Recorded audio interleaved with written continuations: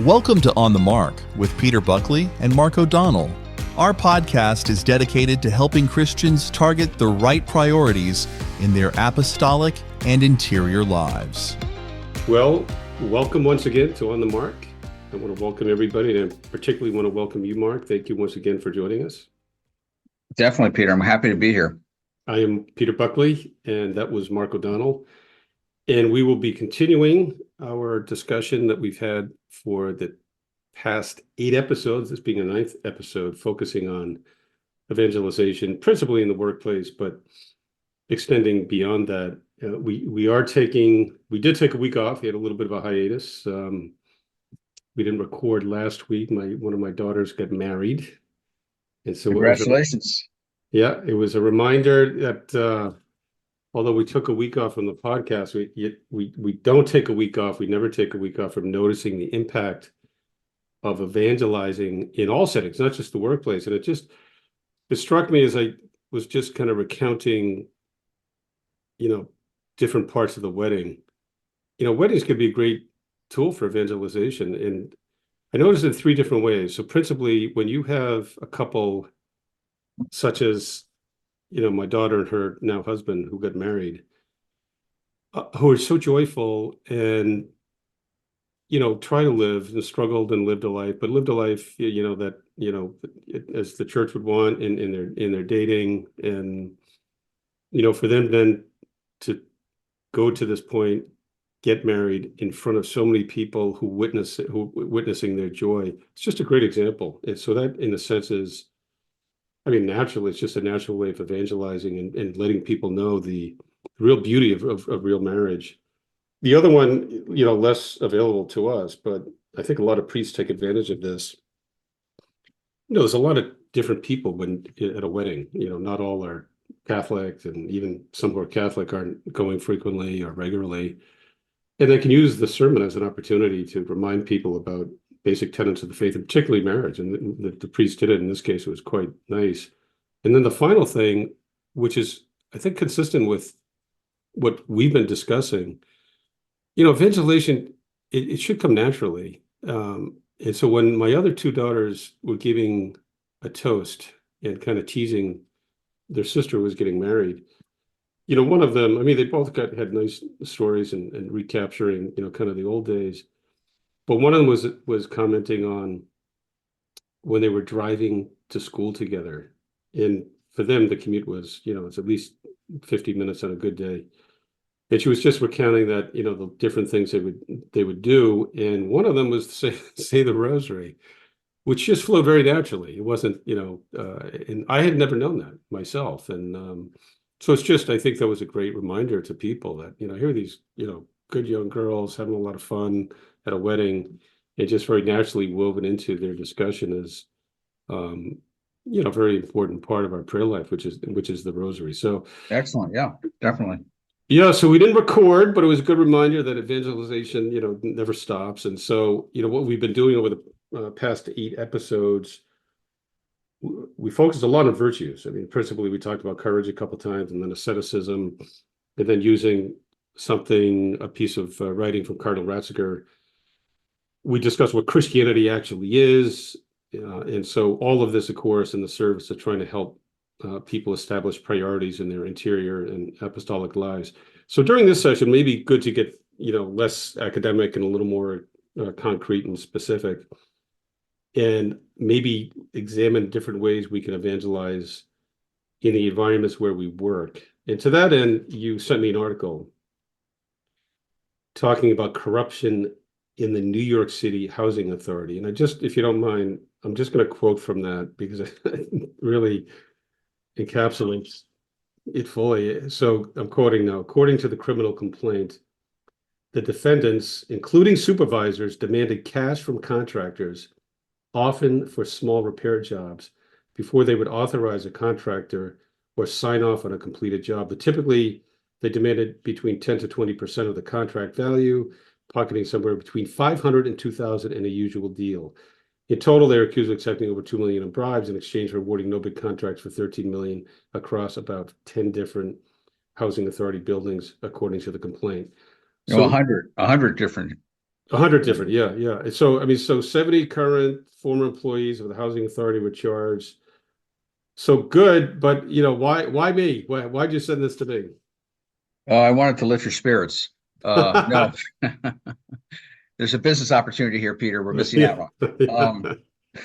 No, I sent you the article because many people work for municipalities, government agencies, and so forth. I mean, federal, state, and local government employees number around 23 million in the U.S. according to Google, and that's a lot of people. So the New York Housing Authority, these are just ordinary people.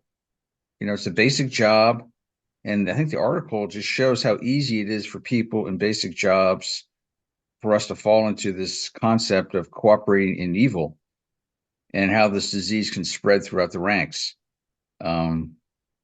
While it's bleak, I just thought it would be good to look at it and say, well, what would a good Catholic do if he was working there? How could he evangelize that environment? Well, I think there are a couple of ways you could do that. The first is not by not taking bribes himself. The second is you could encourage those closest to him not to take bribes, and if offer to lend them money if they need money, if they really need it. Thirdly, he could try to attain a leadership role in one part of the New York Housing Authority and enforce a no bribery policy with his direct reports. So these are all ways he could evangelize in a corrupt culture there. They don't need to be dramatic, but they're effective. And the most important step is not to take bribes ourselves. And that's the hardest part. I mean, St. Paul reminds us of that in Romans 2:21 when he says, "You who condemn stealing, do you steal yourselves?" I remember I was working with a builder on a real estate project, a house that burned down in Roxbury. It was, it was a very small house, small deal. So, he bought it and he was renovating it. And in the process of renovating it, somebody was breaking into the house at night and stealing his tools in the basement. So it was really irritating him. And he, had to sign up ADT, the security services to monitor the place. And so one day he went there and someone had broken in, but he had left a notebook, had fallen out of his backpack, whatever. And in the notebook had his name and address and phone number and everything. But it also had all these notes from a recent Bible study the guy had gone to. And so the builder got a big kick out of that here's somebody going to Bible studies during the day and stealing from him at night. But it just goes to show you how hard it is. I mean, you can say you would never do something, but when you're offered the money, when the opportunity to steal comes along, are you doing it? So anyway, that's why I sent you the article, because these are just ordinary Janes and Joes working there. I think, Yeah, so your average bribe size is $500 to $2,000. I mean, we're not. It's not worth losing your job over, but it's not worth losing your soul over either. So, clearly taking bribes ourselves, we would be cooperating in the evil of the enterprise. And, there's a great level of discussion and, theological examination of evil and the cooperation of evil. It's a complex, important topic. I think what I remember from just brief study of it, there's formal cooperation where you're very directly involved, and then a couple of different forms of material cooperation where you may not be necessarily directly involved, but one in a proximate way and then a remote way. So there's a lot that can be said, and I'm sure theologians have written about this, quite extensively. So let's not get into that. But what are some of the basic ways where we can avoid any level of cooperation with evil, and I think hopefully in doing so, evangelize in the process of doing that. No, that's a great question. I mean, it is a complex topic, but it's really not that complex. And the reason I bring it up is that I think that cooperation in evil is one of the reasons why we lack, apostolic zeal, that we really don't want to evangelize. There's so many of us that just really aren't that proud to be Catholic or proud of Christ. And I wonder, why is that? And I think it's because you were participating in this in some capacity. And I mean, if I just look at those three examples I gave you in the white paper when we first started this podcast, right? There were three examples. One was, all right, it was pretty direct. I was interviewing for a supply chain manager job at a hospital, and I had to buy tools that were used in abortions. I knew I couldn't do that. And so I tried to get that taken out of the job description. And the guy yelled at me and said, "No, you can't do that. Just take the job, deal with it later." But that's one way to deal The with guy it. meaning the headhunter. Yeah, the headhunter. The recruitment guy, yeah. But say if you're working in a hospital and you're in that situation, well, is there a way to carve out, say, all the operating room supplies into a separate job and have that reported up through the CFO or a chief operating officer, and then you handle all the other supplies and have that report to the CFO? I mean, be a little bit creative. It's not just, that's, I think, what we're called upon to do, is to think through these things. The second example was, working at the convenience store and not reporting cash income. And so, okay, well, people will say, well, I have to pay my bills. I got to support my family, yada, yada. But, my thought is, well, why not get higher margin products? Why not go into, and that way you don't have to skim cash off the top. How about baking goods? How about making products that have good margin in them? Then the temptation won't be as great. You'll still be able to survive. You can still stay in the business, but you're shifting your product mix. And then the third one was just when we were looking at buying that Inspector Vision, that adult entertainment movie business that served hotels. It's easy to kind of be there and kind of be panicky, but how do you get around that? We'll come up with a better idea, come up with a better acquisition idea. That's how you do it. So, these three instances, you could cooperate with the evil, or you could, manage around it. Number one. Number two, if you find yourself cooperating with it, try to migrate out of it. Say you're starting a business, you're starting a pizzeria, and you want to pay your employees cash to get the business going. Okay, well, have a timetable that within 6 months, everyone's going to be on the books. So that way you're not doing it for 30 years.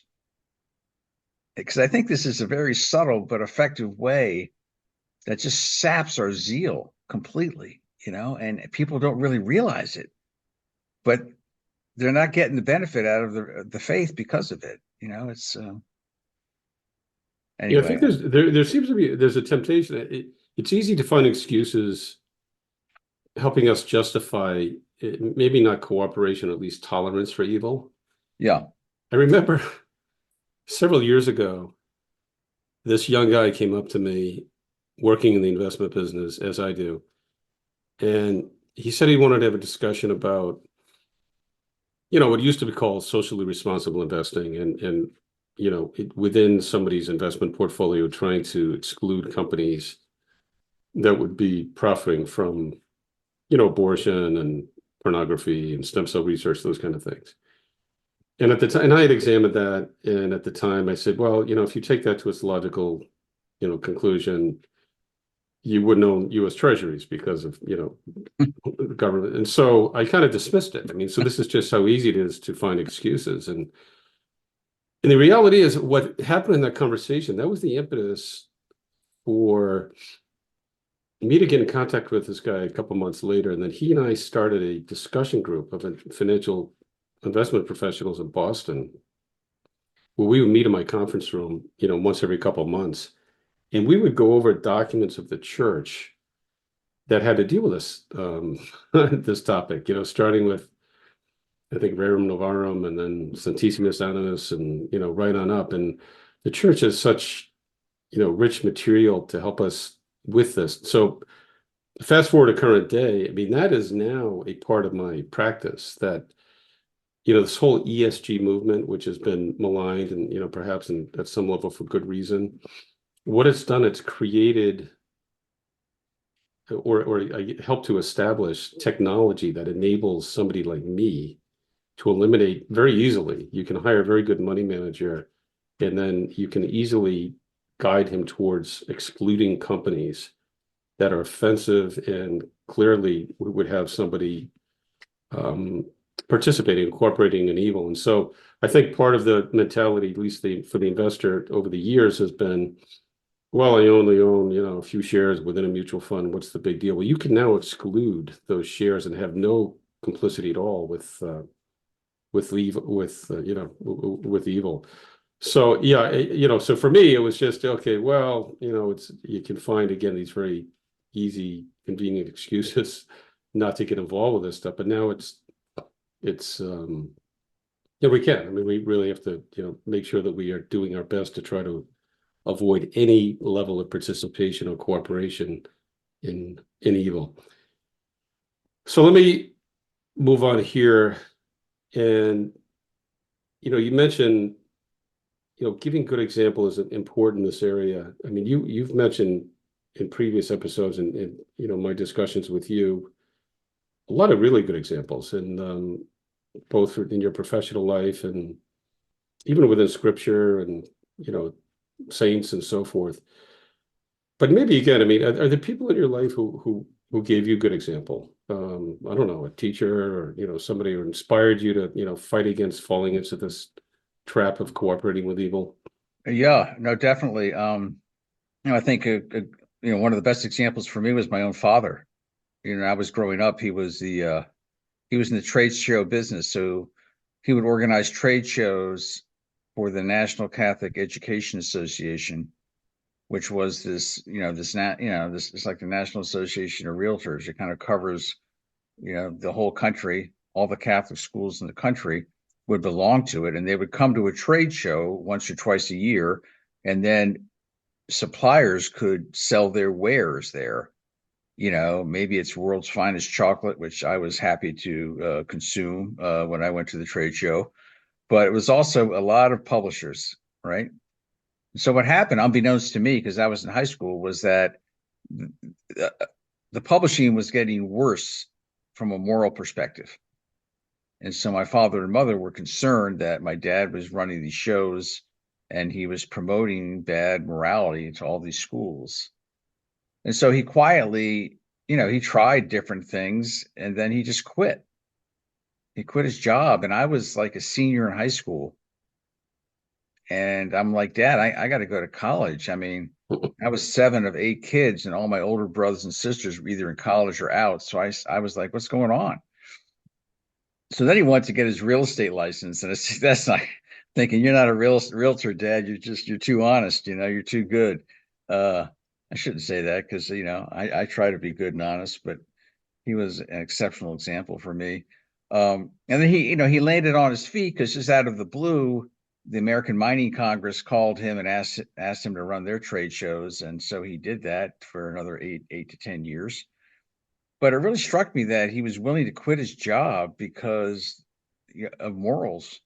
And, he didn't come and explain it to me. I had to get my mother to cough up the goods. I went and talked to her and said, what's going on with Dad? And she was like, well, I think he wants to get another job. And I'm like, well, why is that? And so they just laid it out for me. She just laid it out, and I said, okay. And it always struck me, because that, I think, was the single most impactful example my father ever gave me of anything he did or said, was that action. And I always took away with me, well, look, this guy, his faith is real. It's, he's not going to give it up just to make life comfortable or justify it, by, well, I got to support my family. Yeah, well, there are other ways to do that. And so that, for me, that was a great lesson. And, I know of another peer of mine who's a CFO. And when you're a CFO, you're often asked to, overcook the book, so to speak, or to book entries that are not legitimate. And the pressure just came on him so much that he quit. And okay, there's another guy. He was, he's in his late 40s, and he had to go and hustle and try to find another job, and he did. But I think we have to realize that we're going to get into it. I think later in this podcast, that whole parable of the unjust steward. It's a great parable. It's just, I mean, our Lord is just telling us that, hey, make friends with yourself, with unjust mammon, you know, so when, so that you'll have someone to take care of you down the road. I mean, he really just goes after the scribes and Pharisees who are lovers of money. And that's a parable we should pray about regularly. And Pope Benedict said that it was a difficult parable, and I agree with him. It's a difficult parable. Yeah, but before we get there, Mark, you just in follow that's really fortunate to have that example from your father. And it's interesting to know 2 points. First, that evangelization occurs actually within the family itself. It's very important. I mean, it's maybe in saying that it's very challenging for parents.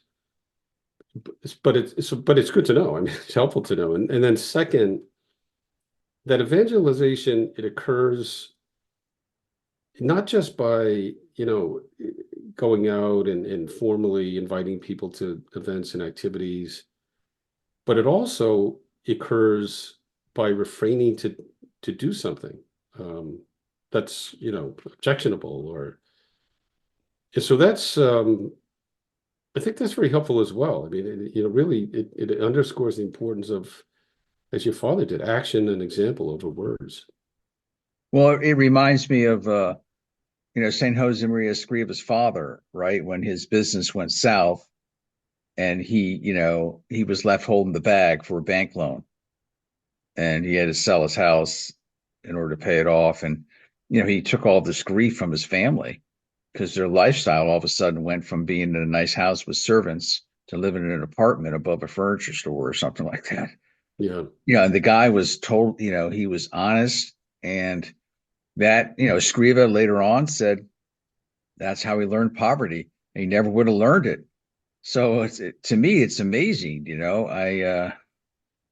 I think those are our moments. We all have a moment in our lives, or maybe a couple moments, where we can either go the right direction or the wrong one. And some of those moments are big moments. Yeah. And so I'd encourage parents to be strong, because you're really going to help your children much more by living your faith vibrantly than you will by making life easy for them and, not rocking the boat and so forth. Remember in the earlier podcast, we were talking about the gentleman who was a lawyer in Boston and then took a job, I think, on the South Shore so he could be closer to his family, but he wasn't making enough money. He was making enough money, but he couldn't pay for the ski mobiles and God knows what else, And by that time, one of his kids was like, "Hey, look, we got to support this stuff. You got to go and get a job again back in Boston." I'll never forget that. I was like, "Oh, the poor guy. Yeah. He just must have felt like a slave." Yeah, that was a killer. Yeah. Yeah. So maybe it might be good to take a look at that gospel passage you just referenced briefly, because I think it really can help us deal with cooperation with evil, even in our own lives, how we deal with it. Yeah. So I think it's the unjust steward. He's already been stealing, right? So the parable starts off, the guy's already stealing. His master finds out, he's going to get fired. And so then he just does more evil on top of what he's already done, right? So he goes and gets these other people to cooperate with him, And so, hey, I'll give you a cut here, but you got to take care of me when I get on the street in 6 months, whenever it is, And so, and our Lord says that, the children of this generation are much more astute or, aware than the children of the light. And what does he mean by that? Well, I think he means they're thinking ahead. Where am I going to be in 6 months, a year, 2 years? And we have to think ahead in terms of, how do we get to heaven? Are my actions now going to lead me to heaven? Or am I going down the wrong road, thinking that somehow I'll fix things down the road? And that, I think, is the big mistake. We just kind of keep cooperating. And then when we're 80 and we have all this money we made, unjustly, somehow we'll give it away, and that'll make up for, years of bad action. I wouldn't look at it so much from the moral standpoint as I would look at it from, you're missing out on the faith and the joy of the faith, and you don't evangelize at all. So what's the point of having the faith if you're not going to live it? You know. So anyway, the unjust steward goes through his deal, and then what really struck me, and I often think about this in my prayer, is at the end, when our Lord basically turns to the scribes and Pharisees and says, he who is dishonest in little things is dishonest in much, and he who is trustworthy in little things is trustworthy in much, and he knew that they were lovers of money. And so the scripture says the Pharisees who loved money heard all these things and sneered at him, and he said to them, "You justify yourselves in the sight of others, but God knows your hearts. For what is of human esteem is an abomination in the sight of God." And I think we have to think about that he's not happy when we become unjust stewards. That's not making God happy. It's not making us happy, and, it's ultimately we're lacking faith when we do that, right? Because we're like, I need to get all this money because I don't trust that God will take care of me or anyone else will take care of me. But the reality is, what we really need is we need an inner security that comes from the faith, not from money, although money does help it at times. Primarily, it comes from the faith. And why is that? Because the faith shows us that things are going to end well for us. It takes us through death, and nothing else can take us through death. Money doesn't do that. So it's a remedy against anxiety and worry and concern that we're on the right track when we're with Christ. And, so and I think about my dad's situation. How did he get this better job all of a sudden? He's already in his 50s, right? I mean, he looked young, and one of my brothers was going to Notre Dame, and the hiring manager at American Mining Congress was this big football fanatic. There you go. No, so that kind of yeah. sealed the deal. That's it. Yeah. But, he came up to my dad after he hired him like a year later, and he said, "Joe, how old are you?" And he said, "Well, I'm 52. I had no idea. I don't know if I would have hired you if I knew that. I mean, he was, that's great. Anyway, it worked out, and it worked out because he acted on faith, but look at Escriva's father. I mean, he never had that joy because Escriva wouldn't talk to him after he sold the house and closed the business and moved to Logroño. He even said it. Escriva said, I couldn't talk to my father. I was so ashamed of what he had done. And so he got no solace, and yet he's getting it now from us 100 years later. And the world's getting it from the work, really, because he formed this kid who did this thing that has helped many people. And so that's what I mean. You don't realize how important these things are in the history of salvation and the history of the world. We just think right now, am I happy or sad, or, do I have anxiety? I mean, anyway, I don't want to keep ranting on this, but I just think it's an important point because it ties into the lack of joy that many Christians don't have. They just don't have the joy. And I think it's because we compromise so much in this area, whether it's, and those three examples in the white paper, those are just examples. It's so easy. The people in the New York Housing Authority, it's so easy to do that, right? Yeah. I mean, that's vacation money, right? You get 20 grand from bribes throughout the course of a year. That'll pay for our trip to wherever, I mean, it's so easy to fall into that. And if no one's around you helping you not do that, then, unfortunately we're like the person in the parable when Jesus says, make friends with yourselves with unjust mammon, so when you fail, they'll take you in. Anyway. It was a great parable. I mean, there's so much in that parable. You mentioned Saint Josemaria being ashamed, and to me, one of the real money lines in that is when he says, "What shall I do now He says, "I'm not strong enough to dig, and I am ashamed to beg." I mean, so Yeah. classic example of just, you know, being prideful and Yeah. leading to total destruction.